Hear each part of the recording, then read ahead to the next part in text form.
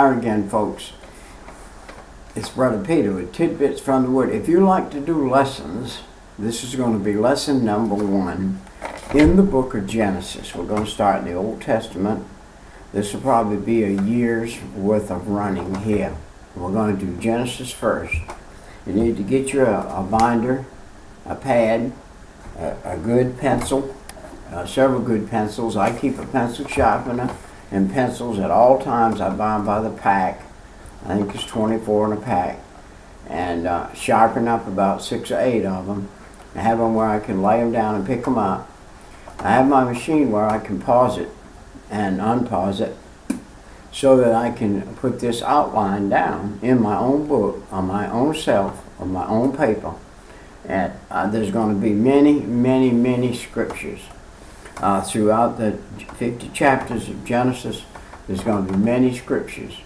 You need to get those penned down so that at a later date you can take your book and do a study. That study will probably include probably at least 30 pages of writings and notes before you're done as you research these things that are put down quickly, so that you can have the stories.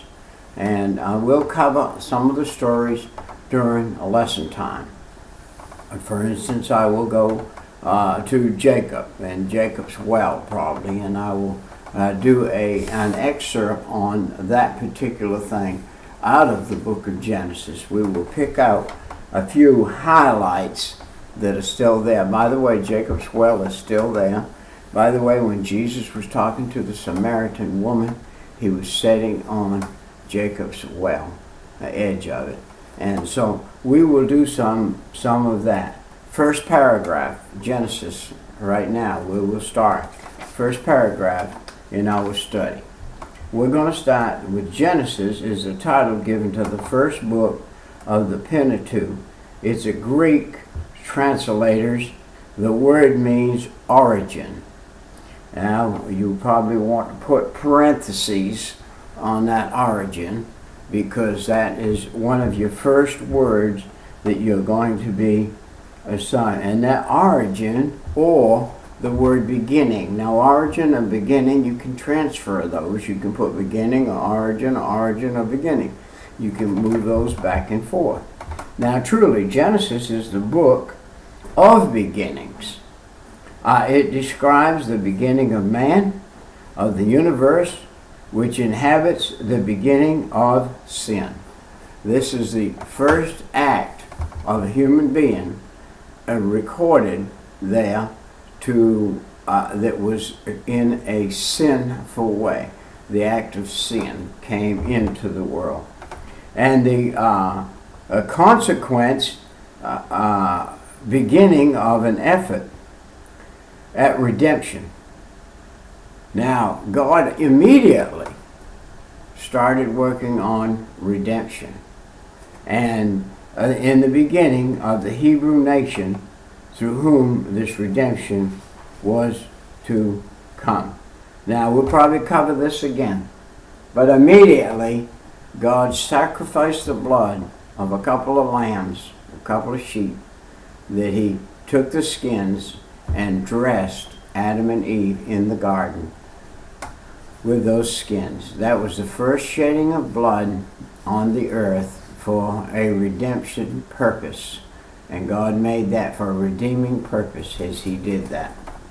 Now, in the book of Genesis, together with the early chapters of Exodus, describes the steps which led to the establishment of a theocracy. That is a group of people in a system. And this is the first time we're going to hear this word in Genesis. This is a theocracy.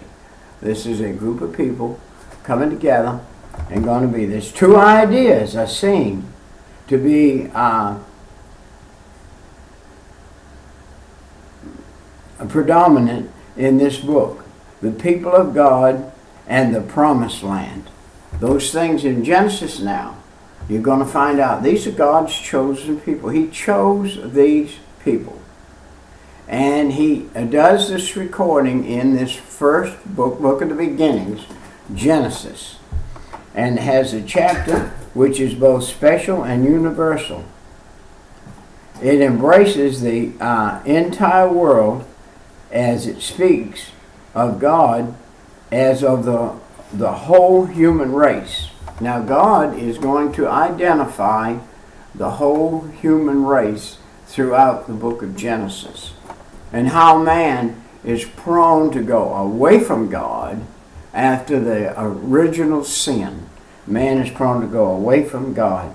Yet as an introduction to the Jewish history, it makes the universal interesting.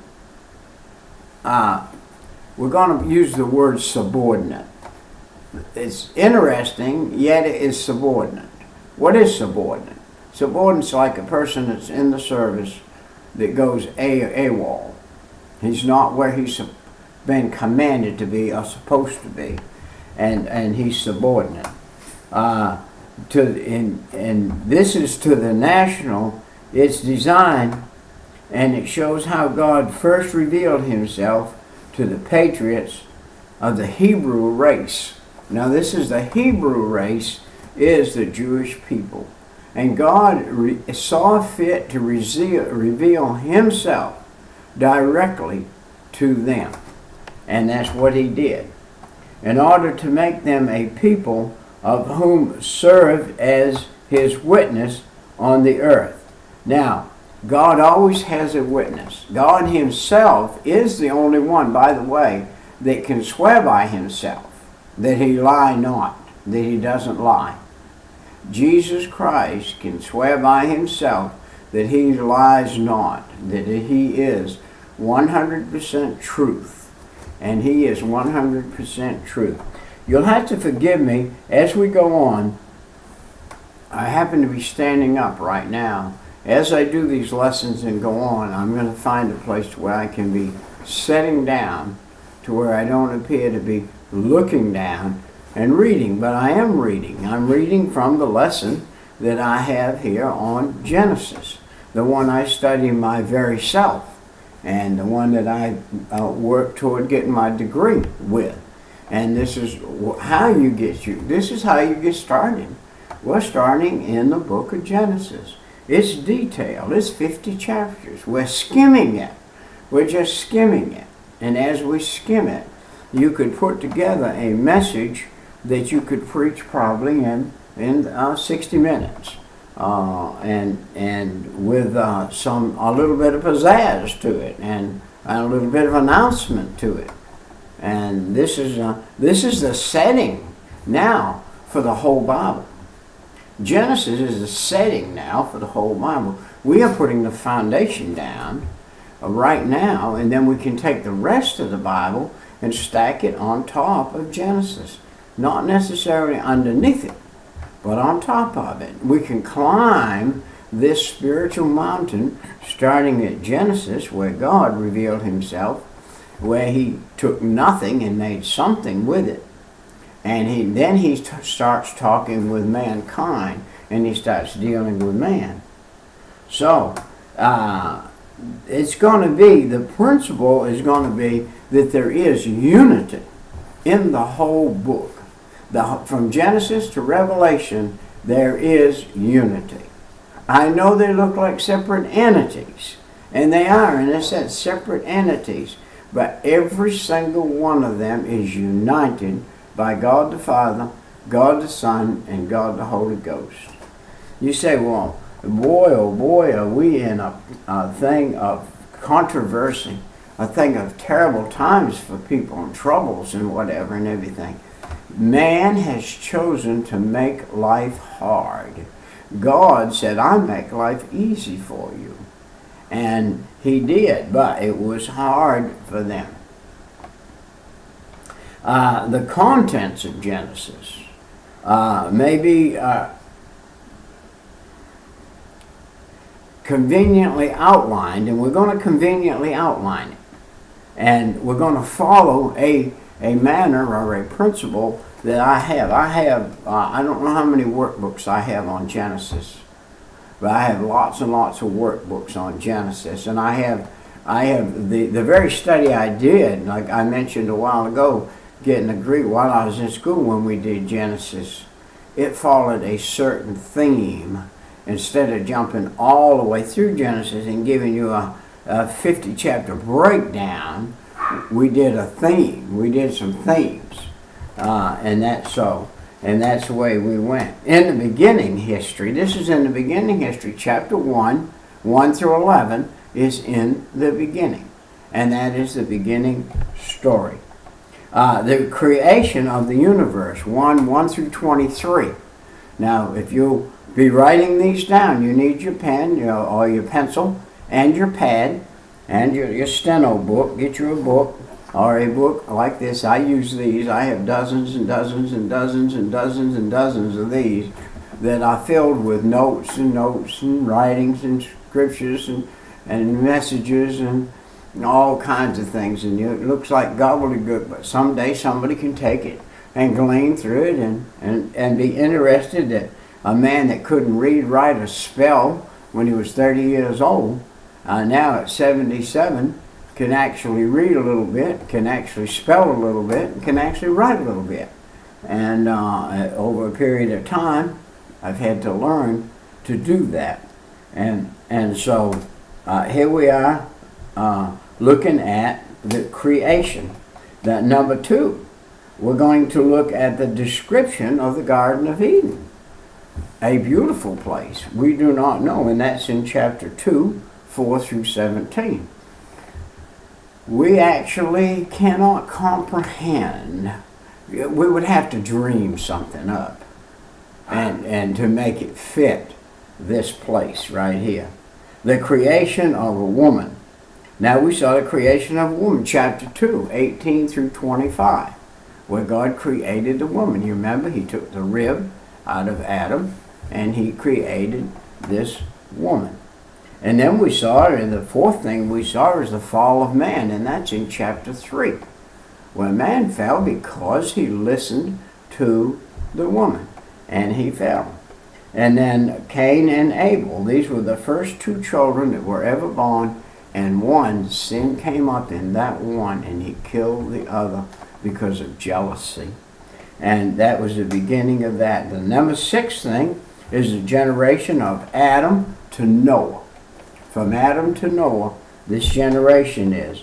And this section is the characterization, or it characterizes by the extreme longevity of the persons noted. They had extreme longevity. When God made man, he made man that man could on this earth live for 1,000 years comfortably, and his eyes would not be dim. Our body would regenerate every 7 years and be like new if we ate properly.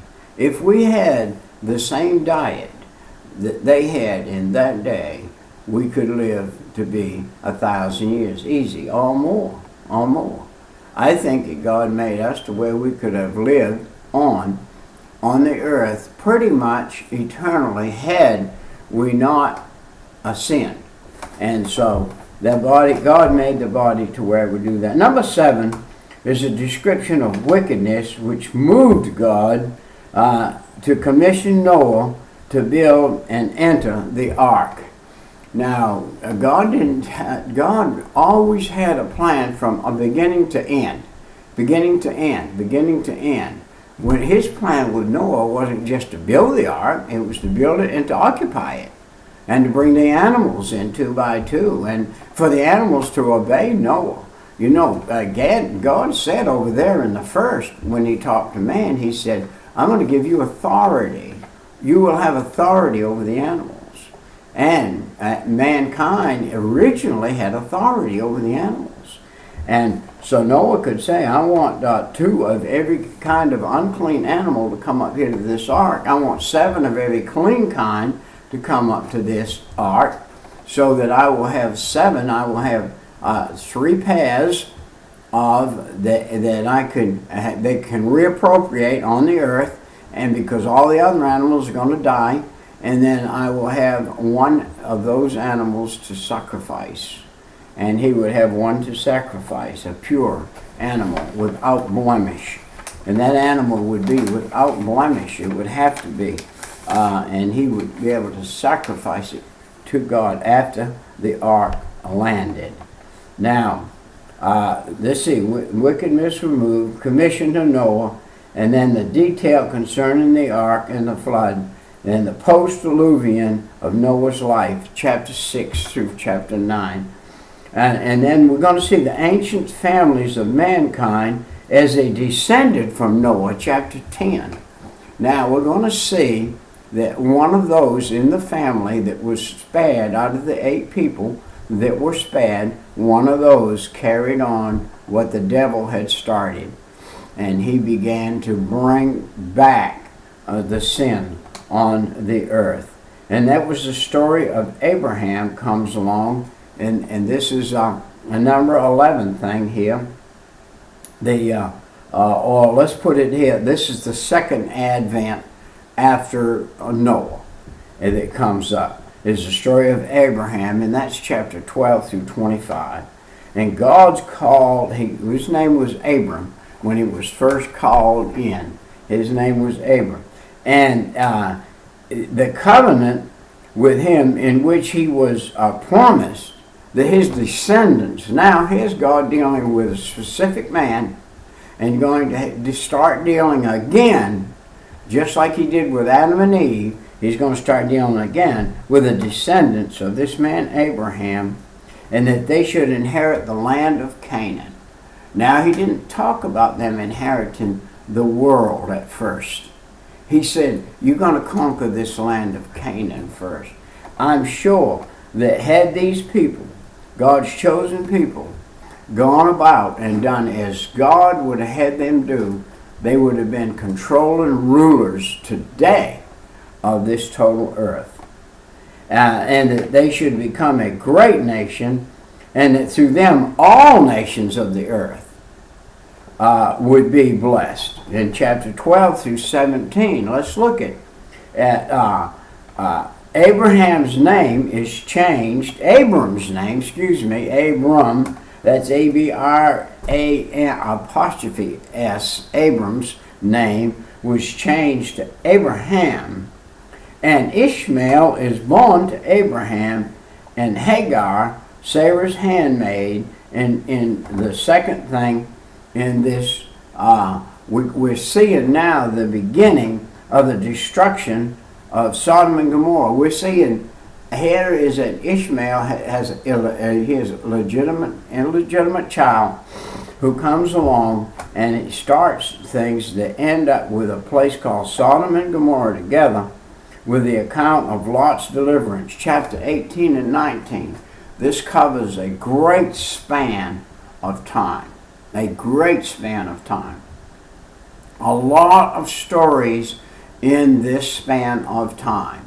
You can take individual story and make your notes in your book, and during this span of time as you study 18 and 19, chapters 18 and 19 of Genesis, and you can pen you down quite a story with the account of Lot's deliverance there. Now let me tell you something.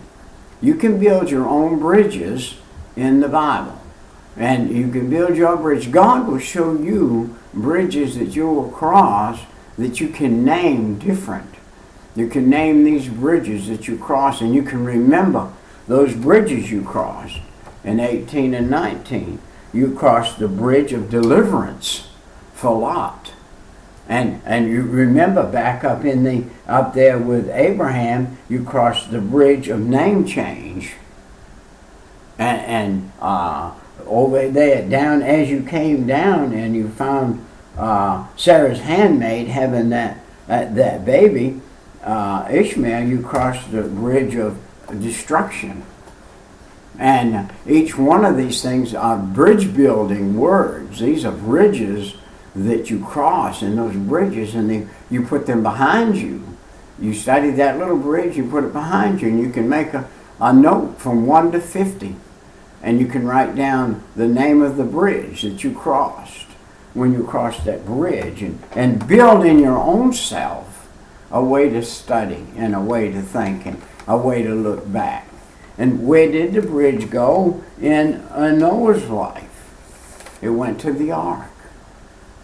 And he, by the way, was the bridge that crossed all of the water that was around this earth and has that ark up there.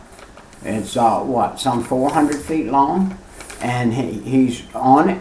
And that is the bridge that bridged the gap for human beings and animals and everything to maintain a life while everything else on the earth was being destroyed. Now we're going to look at number 3. Abraham deceived Abimelech concerning Sarah. Now here's a man that is God's man, and he tells a lie to cover up. Have you ever done that? Yes, I have. Have you ever done that? Yes, I have. What are you saying, Brother Peter? I'm saying that I have lied before, after I was saved, as a Christian, to cover up for something else, and had to ask God to forgive me, repent, and not throw myself completely under the bus, but get up, confess it, and go back to work and do what I'm supposed to do. 4, the early years of Isaac, 21 through 25 and 18. Remember now, the other boy's name was Ishmael. Now Isaac's Abraham's seed. He's the beginning line now. Here comes the beginning line, Isaac, of what God is going to use. And when the birth of Isaac comes about in chapter 21, 1 through 8. And we see the departure of Hagar and Ishmael. Now remember, Isaac's the good seed. Ishmael is the warriors. They are the group that are out there today. They're like killer bees. They will never ever change. They are the descendants of Ishmael. They are warmongers. They are killers. They are fighters. And they will never change. The whole race was brought forth to be what they are. You know, we have a bee sometime that invades from Africa. It's called the killer bee. It will strike you right there, and you're dead. You can take a BB gun and hit you with a BB right there, and you'd be dead. You kill yourself right in a temple. And so this is the thing. That there is some out there. Now, Ishmael was the killer bee type, and Isaac was the honeybee. He's the one that was supposed to make honey, make people, make righteous people. And he was going to be the leader. Abraham's faith, as it is demonstrated by his willingness to sacrifice his son Isaac. God told him to go to Mount Moriah, to go up there and to sacrifice. And by the way, of late I have learned that Mount Moriah and Mount Calvary are the same mountain. Geologically, they're the same exact spot. If you had in that day a satellite to pinpoint exactly where Abraham was, you will find it was exactly where Jesus Christ was crucified on the cross later on. Well, you say, well, that mountain had been destroyed and took down and built back up, took down and built back up. From the beginning of Genesis to the day of Jesus Christ, that mountain was used over and over again for many different things. God visited that mountain many times. And we'll find in Genesis some of those times, and in other places some of those times also. And we see the death of Sarah and the purchase of the family burial ground from the Hittites in chapter 23. And the betrothal of Isaac and Rebekah. Now, when you say betrothal in the Bible days, Rebekah and Isaac could have been betrothed the day they were born. That one of them was, the mother and father was saying, let's see who we're going to betroth this child to. And God would put in their mind, in their heart, who they were going to be betrothed to. The end of the section is Abraham's death is recorded in chapter 25, 1 through 11. And the generation of Ishmael are given 25 through 12 through 18. And then remember now that Ishmael's story is not the pleasantest story in the Bible. But then we go on to chapter 25, 19 through 26 to 35. And in chapter 25 is the story of Isaac. Now, this is the third thing that we're mentioning Isaac. Isaac is the godly line. He is the line coming down through of human beings that was godly. And they were the first Hebrew, if you please. He was a Hebrew and came down through from his daddy, Abraham, who was the first man of God, called out to be the man of God, called out of the land of Ur. When God spoke to him and said, Abraham, his name was Abram, then Abram, I want you to leave your home and I want you to come. Well, God had problems with Abram. Abram stopped along the way several times, and there was many more years coming up to fruition than he was really intended to. And we do the same thing. I probably am several years behind doing what I'm doing right now that I could have been doing 20 years ago. I think some things get better with age. And you have to have some age. You have to have some maturity in order to be able to maintain what you've learned. And by the way, you didn't learn it quickly. And you didn't learn it all in your mind. You had to learn it in your heart. You had to learn it in your life with your actions and whatever. And right now, we are at, right now, 30 minutes, and we are one halfway through this little lesson. So this lesson is probably going to be a full hour lesson. And the main events and the connections with Isaac's life are the birth of his twin sons, Jacob and Esau. These are stories you're going to want to get another book or have you 2 or 3 pages, and you want to get a breakdown on the lesson of Jacob and Esau, those two boys. In chapter 25, 19 through 34. That's a fairly small amount of verses, but yet it has piles and piles of things in it. So they sojourn among the Philistines, chapter 26. Who were the Philistines? They were a group of people who were very large people. And they were enemies to God's people. And they fought over the land.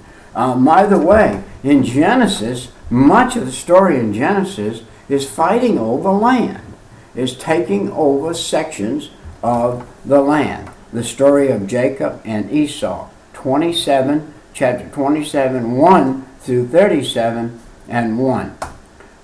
Number 1, Jacob leaves home after receiving his father's blessing by deceit. He received it by deceit. They actually, Jacob and Esau had a battle inside of their mother's stomach, in her womb before they were born, and rolled around in there, and the wrong one came out first. The one God wanted to come out first, the devil worked there in a sense of the word, and the wrong one came out first. So God was going to bless Jacob, and he did. And it was on this journey that he experienced the vision of the ladder at Bethel. Chapter 28, 10 through 15, we see God gave Jacob, not Esau, the vision. So God made a way, even though it was a deceptive way, at the end of the whole thing, to have the birthright and to bring on down through. We have the lineage of Jesus Christ, and we have the lineage of Mary. Both lineages are coming out of Genesis. The lineage of Mary is coming out of Genesis. The lineage of Joseph is coming out of Genesis. And they both have to come down parallel.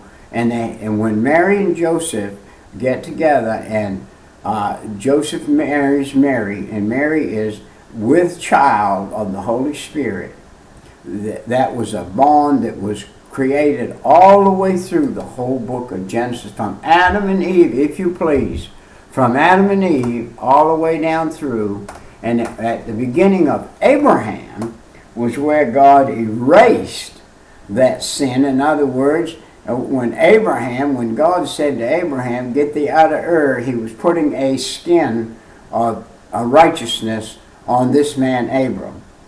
And he, if you please, a picture, just like he did with Adam and Eve. He took and sacrificed a lamb, sacrificed the blood, put it on Abraham. Abraham's culmination was when he was willing to take his son, his only son, Isaac, to the mountain and Mount Moriah and offer him in sacrifice. 29:33. This was a picture of God offering his own son, Jesus Christ, on the cross. Now, Abraham had the knife raised, but God said, hold it, you don't have to do this now. I've got a plan that I'm going to put in place later on in life, and it's going to be my son that gets sacrificed.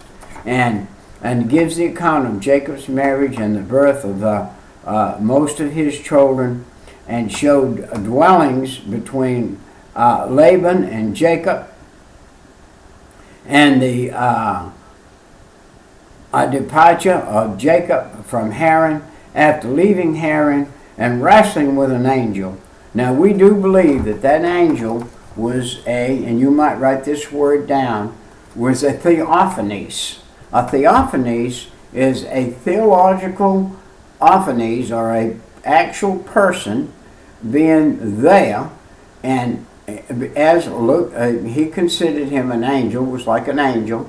And we think this is an early appearance of Jesus himself stepping out of heaven, coming down and wrestling with this guy Jacob, and came into contact with Esau, but without the conflict which had been feared.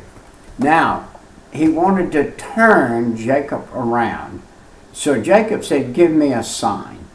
So this Theophanies touched Jacob in the hollow of his thigh, and Jacob limped from that day forward through the rest of his life. I'm getting into too much story here, but I want you to be interested. I want you to be interested. Listen, this is the most interesting book there is. If you take each story, and it stands on its own merit.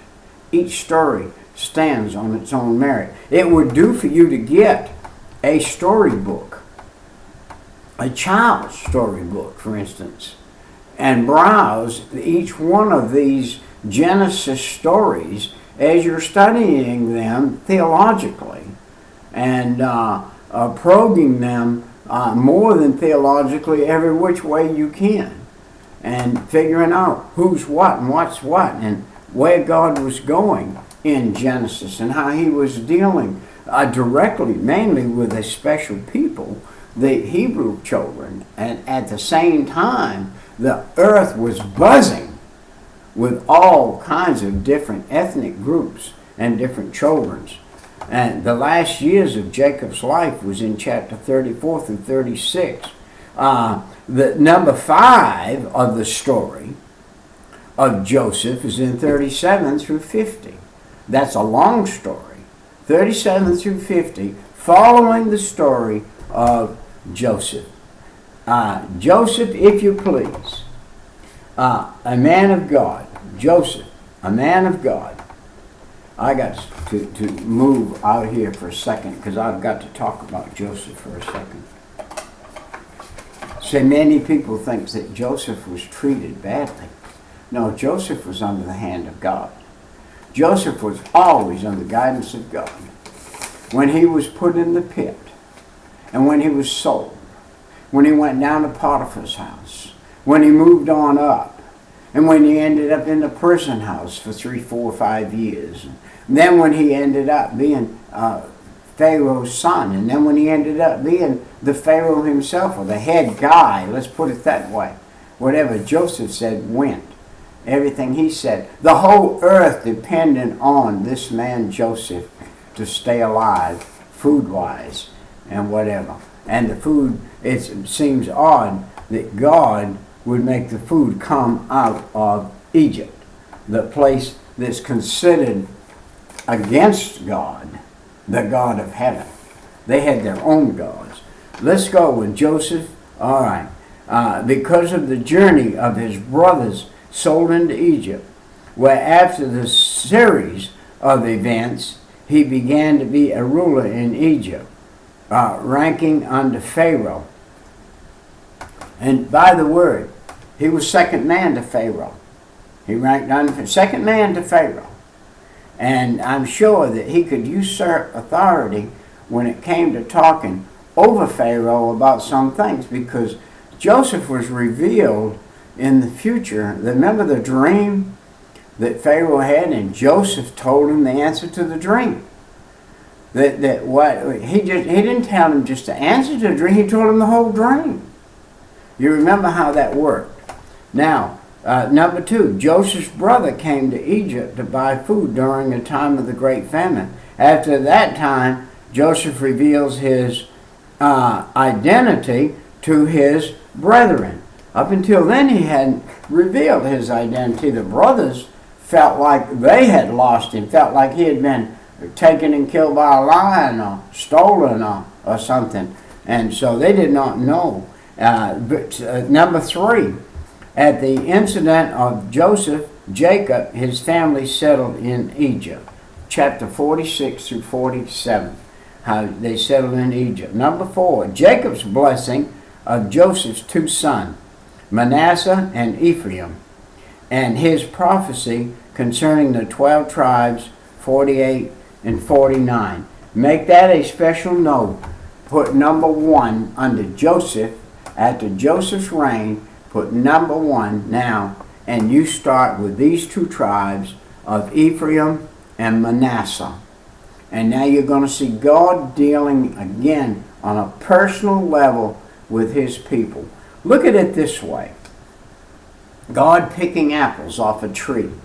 From Genesis 1 all the way through to Genesis 50, God's picking apples off the tree. And he goes to different apple trees and he picks different apples. And he has special apples on some of the trees. Now Manasseh and Ephraim are like the apple named Joseph. They're like the apple named Isaac. They're like the apple named Rebekah. They're like the apple named where God's chosen people came down through. Noah was this particular apple. Look at it that way. Has this very, very good, delicious apple, Noah. He is a special apple. And he is a chosen apple. Now we might say that the apple of Joseph was the same tree that Noah was picked from, Joseph was picked from, if you want to look at God's people coming down through. So you could start with the tree and call it the tree called Noah, the Noah apple. And then here comes Joseph. He's another Noah apple. He's a deliverer. And this is what the Bible's about in the Old Testament. It's about deliverers. So you could say under Noah, you could put Joseph, you could put Jacob, and you can put Isaac. You can put these names on that particular tree. And here's this good apple tree, God's apple tree, and here it is with these apples on it.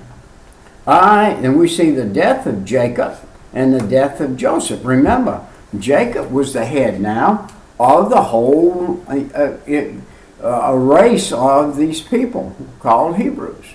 He was the father, if you please, and of the whole thing of Hebrews. And so we have now ended we are at chapter 50, the death of Jacob and the death of Joseph. So we've only gone now 40 minutes. So we did the book of Genesis in 40 minutes.